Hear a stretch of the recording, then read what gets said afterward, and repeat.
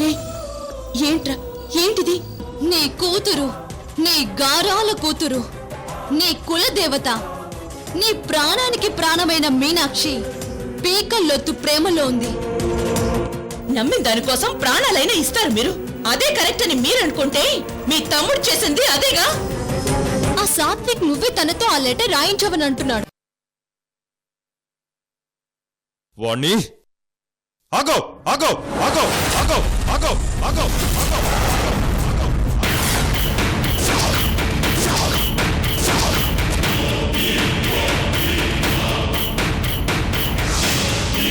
తమ్ముడేమో తప్పు చేయడం, ఆ తప్పుని కవర్ చేయడానికి అన్న రావడం రొంబ హళైర్కు పెరియ డ్రామా.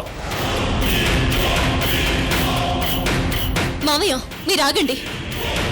తెలియని తప్పుకి రెడ్డి గారిని నిందించడం కరెక్ట్ కాదు. రెడ్డి గారు ముందు మీరు లోపలికి రండి.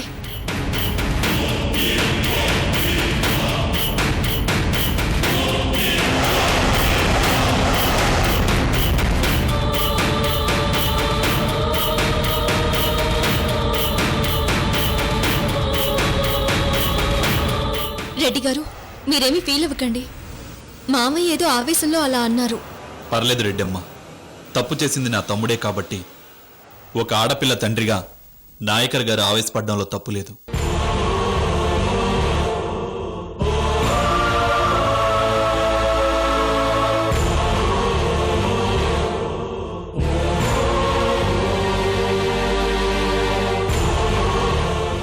వాడు చేసిన తప్పుకి నేను క్షమాపణ అడగడానికి వచ్చాను.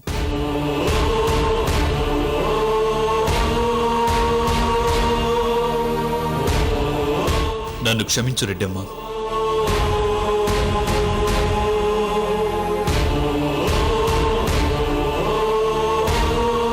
వాడిని ఇక్కడికి బాగుపడతాడని పంపించానే కానీ ఇలా ప్రేమలో పడతాడనుకోలేదు.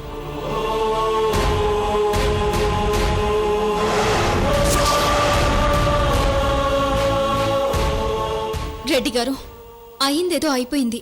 ఇక ఆ విషయం గురించి మర్చిపోదాం. అది నీ మంచితనం రెడ్డమ్మ. కానీ మరిచిపోవడానికి వాడు చేసింది మేలు కాదు, కీడు.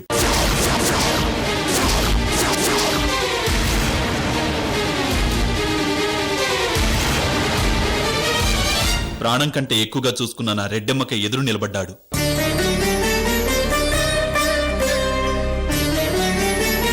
తలవంచాల్సిన వాడే తలవంపులు తెచ్చాడు.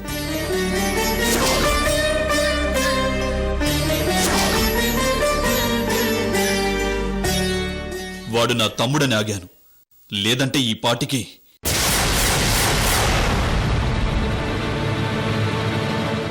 రెడ్డి గారు వాడు ఆవేశపడ్డాడని మీరు ఆవేశపడితే తర్వాత జరిగే అనర్థాలకి ఎవరు బాధ్యులు?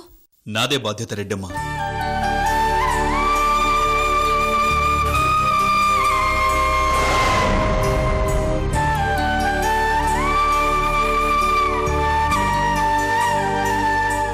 జరిగింది తెలిసేలోగా తప్పు జరిగింది. మళ్ళీ ఇలాంటి తప్పు ఇంకెప్పుడు జరగనివ్వను. ఇదే మొదటిది, చివరిది కూడా. నువ్వు చెప్పడం కాదు, నీ తమ్ముడు దీన్ని ఆచరించేలా చేయాలి. పెళ్లి కాబోయే ఆడపిల్లతో ఎలా ప్రవర్తించాలో ముందు నీ తమ్ముడికి నేర్పించు. నాయకర్ గారు, నాయకర్ గారు, నాయకర్ గారు, నాయకర్ గారు.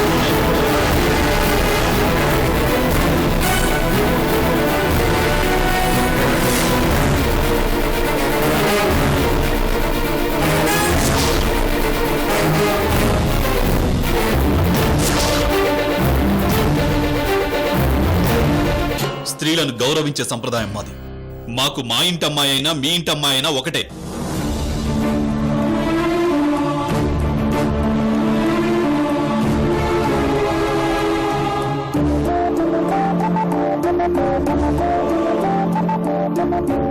పిలుపులో తేడా ఉండొచ్చు కానీ ప్రవర్తనలో కాదు. నాయకర్ ఏమిటిదంతా? మనం మాట్లాడుకుంటుంది తప్పేలా జరిగిందా అని. దాన్ని వదిలేసి విషయాన్ని పెద్దది చేస్తున్నారు. ఇక వదిలేయండి. మామయ్య అత్తయ్య చెప్పిందే కరెక్ట్. అయిపోయిన దాని గురించి డిస్కషన్ వద్దు. రెడ్డి గారు మీనాక్షి పెళ్లి సజావుగా సాగేట్టు చూడండి. రెడ్డమ్మ, నువ్వు నన్ను అడగడం ఏంటి? ఆర్డర్ వే రెడ్డమ్మ.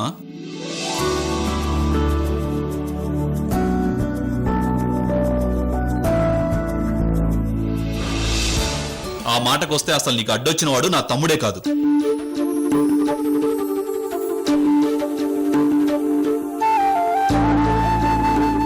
నాయకర్ గారు, సాత్విక్ వల్ల మీకు ఎలాంటి ఇబ్బంది ఉండదు. మీ అమ్మాయి పెళ్లి దగ్గరుండి నేను జరిపిస్తాను.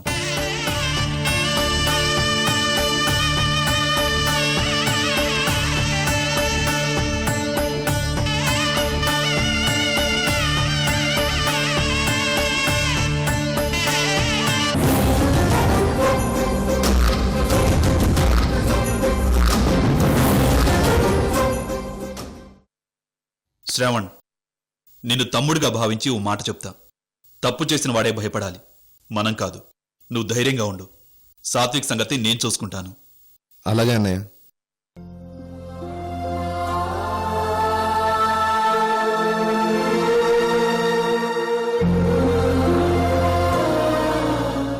అమ్మా మీనాక్షి, నీ పట్ల తప్పు చేసింది, తప్పుగా ప్రవర్తించింది సాత్వికే అయినా వాడు నా తమ్ముడు.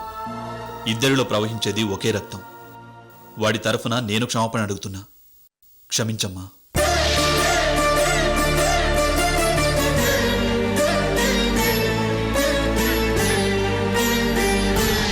ఇప్పుడు చెప్తున్నాను, నువ్వు కోరుకున్న వరుడితోనే నీ పెళ్లి జరిపిస్తాను. నువ్వేం టెన్షన్ పడకు.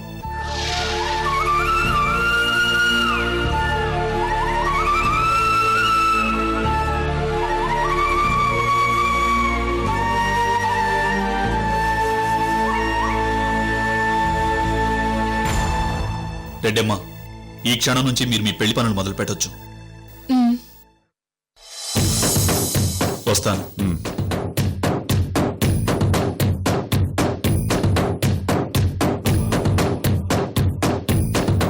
అక్క, నాకెందుకో డౌట్గా ఉంది. మన జాగ్రత్తలో మనం ఉండడం మంచిది. డాడీకి చెప్పి పోలీస్ ప్రొటెక్షన్ ఏమైనా. శ్రావణ్, శ్రావణ్, శ్రావణ్,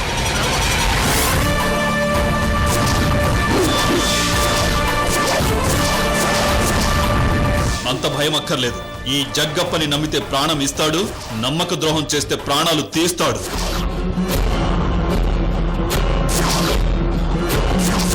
సందర్భం కాదని నేనే తగ్గి మాట్లాడాను. సమయం వస్తే నేను కాదు, నా కత్తి మాట్లాడుతుంది. ఎవరితోనైనా.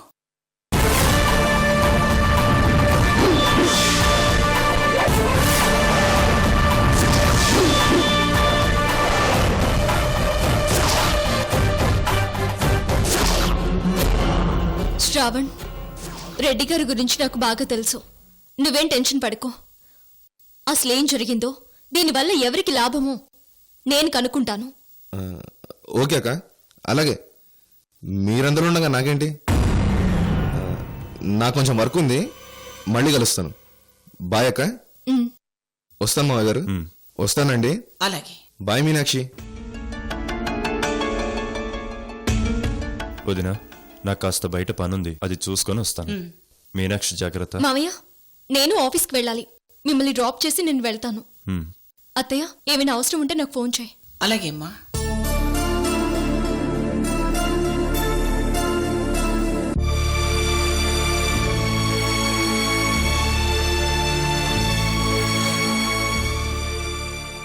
పెద్దమ్మా,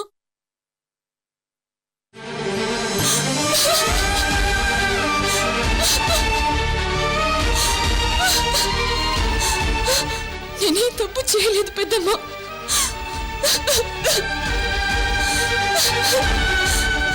ఊరుకోమ్మా.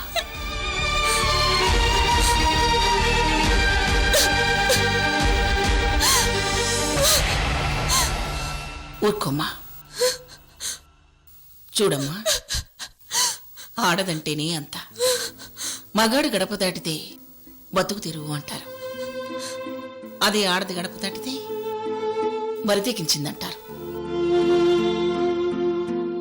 నువ్వు నిజంగా సాత్విక్ని ప్రేమించావా? ఒకవేళ ప్రేమించుంటే మర్చిపో.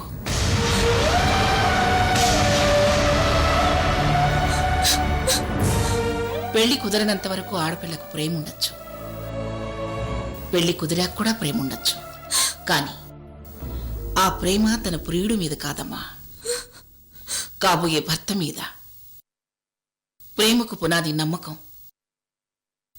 ఆ నమ్మకం శ్రావణ మీద పెంచుకో.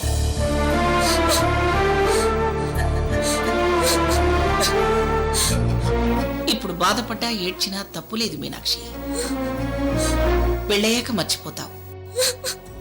కానీ పల్లకి ఎక్కాక మొదలయ్యే ఏడ్పు పాడి ఎక్కేంత వరకు పోదు. భవిష్యత్తు బాగుండాలి, నువ్వు సుఖంగా ఉండాలి అనుకుంటే నేను చెప్పినట్టు విను. ఎంతకంటే నేనేం చెప్పలేను. నువ్వు చెప్పినట్లే వింటాను, చెప్పినట్లే చేస్తాను. దయచేసి సాత్విక్ ని మాత్రం ఏం చెయ్యొద్దని చెప్పు పెద్దమ్మా. చెప్పు పెద్దమ్మా ప్లీజ్. ప్రేమంటేనే పడని మనిషి ఇంట్లో ప్రేమ పుట్టేలా చేశావు. తప్పు చేశావు. సాత్విక్కి శిక్ష పడకూడదంటున్నావు.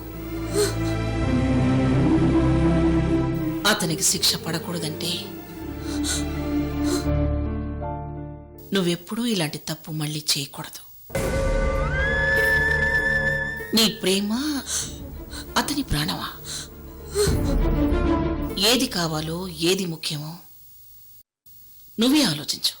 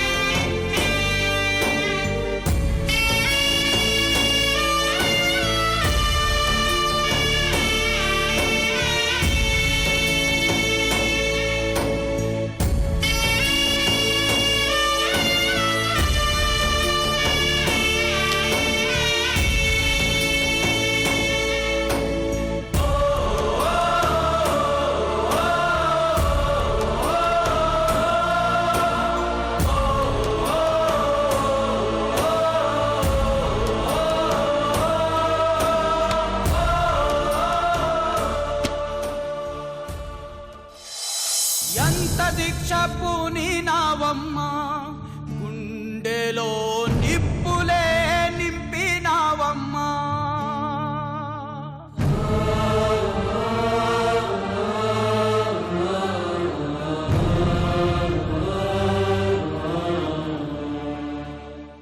అమ్మా ఐశ్వర్య,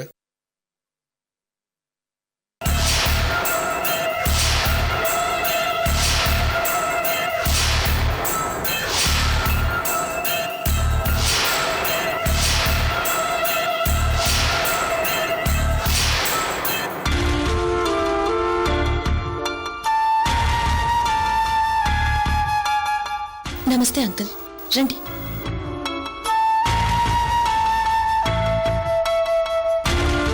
ఏం చేస్తున్నావమ్మా? ఏం లేదు అంకుల్, కూర్చోండి. కళ్ళజోడు పెట్టుకుంటే లోకమంతా చాలా కూల్గా కనపడుతుంది. కళ్ళనీళ్ళు పెట్టుకుంటే బాధ ఒక్కటే మిగులుతుంది. చచ్చా, అలాంటిదేం లేదు అంకుల్. కాఫీ తీసుకుంటారా, టీ తీసుకుంటారా? నువ్వే అనుకోకపోతే కాస్త టైం తీసుకుంటానమ్మా. నీతో కాస్త డీటెయిల్డ్గా మాట్లాడాలి. అయ్యో ష్యూర్ అంకుల్. కూర్చోమ్మా.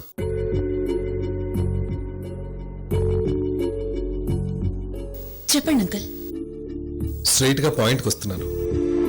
సంతోష్ ఏమన్నా టచ్లోకి వచ్చాడమ్మా? లేదంకుల్.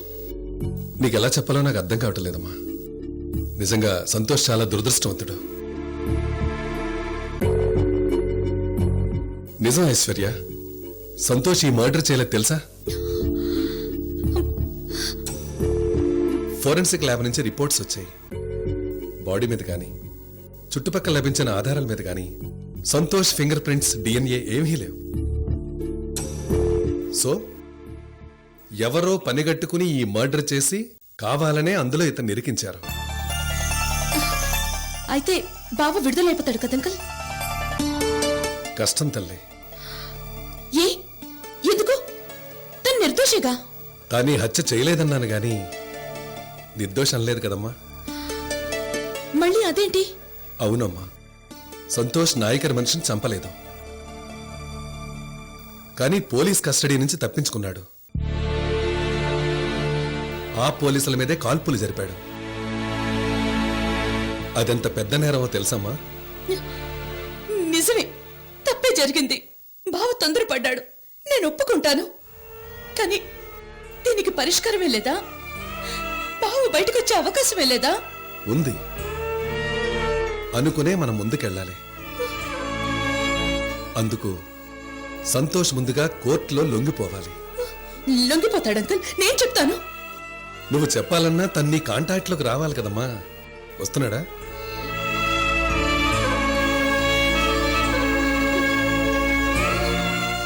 లేదు. మరెలా చెప్పు? ఇప్పుడు ఏం చేద్దాం అంకుల్? ఏం చెప్పాలమ్మా? చెప్పాల్సిందంతా చెప్పాను. ఇప్పుడు నువ్వే చెప్పాలి. చెప్పు, ఏం చేద్దాం?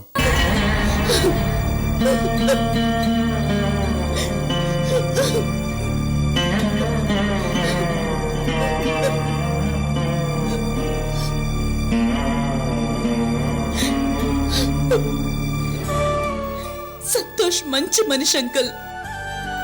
తొందరపాటు ఎక్కువ, తొందరగా నమ్మటం ఎక్కువే. నాతో గడిపింది తక్కువ, కానీ నన్ను ప్రేమించింది ఎక్కువ. ప్రేమకు దూరంగా ఉండడం గాని, ప్రేమించే వాళ్ళకి దూరంగా ఉండడం గాని బావ విషయంలో జరగదు. బావొస్తాడు, నా దగ్గరికి వస్తాడు, నిర్దోషిగా బయటకు వస్తాడు. నిజంగా అదే జరిగితే అంతకంటే కావాల్సిందే ఉంటుందమ్మా. అందుకేగా ఈ తాపత్రయం అంతా.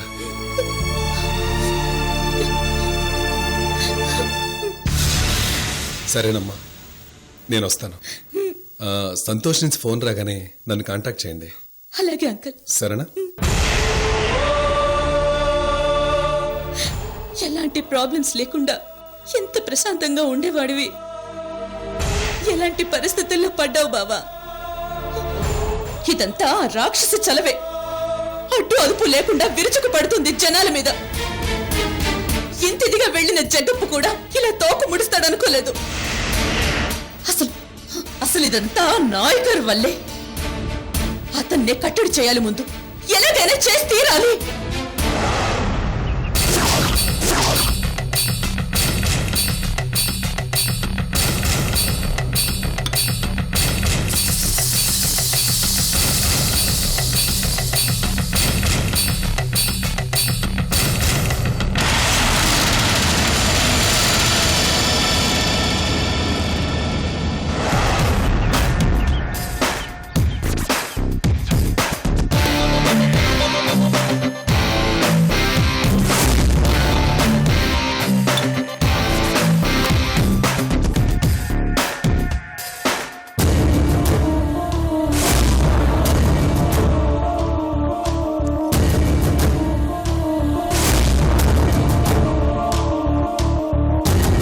వెళ్తుంటే అడ్డొస్తావేంటయ్యా? ఏయ్!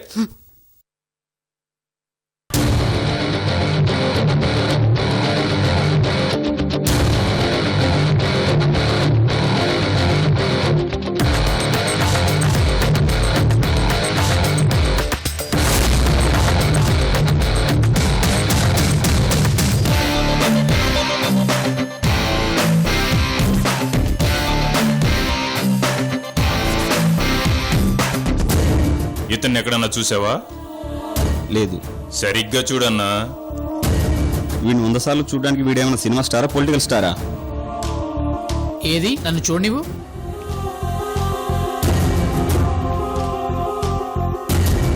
మనిషి బానే ఉన్నాడుగా, ఏం రోగం? ఎందుకు తప్పిపోయాడు? తిన్నావా? తాగావా? చల్ చల్ రే.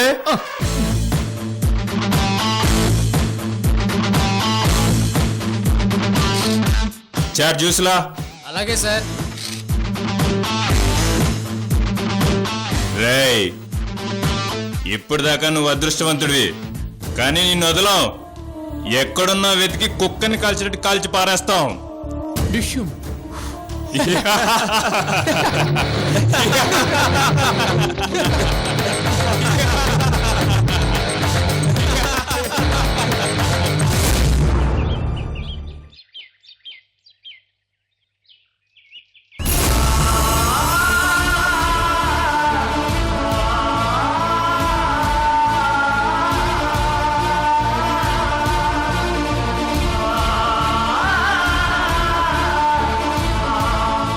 ఏంటిది? ఇప్పుడేం చేయాలి? దీనికి అంతం ఎప్పుడు? అసలు ఈ ప్రాబ్లం ఎలా సాల్వ్ చేయాలి?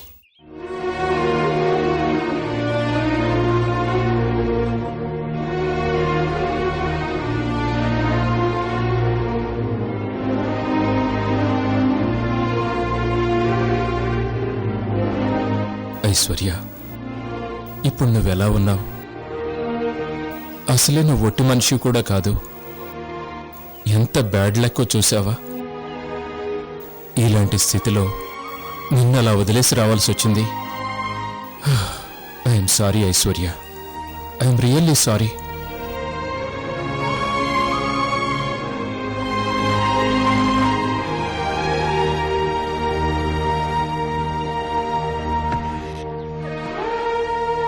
ఇప్పుడు నేను కూడా ఐశ్వర్యకి తోడుగా లేను. ఇంతకన్నా ఛాన్స్ దొరకదని ఆ అలేఖ్య ఐశ్వర్యని ఏమన్నా చేస్తే, అమ్మో, ఐశ్వర్యం జాగ్రత్తగా ఉండమనాలి. కానీ ఎలా?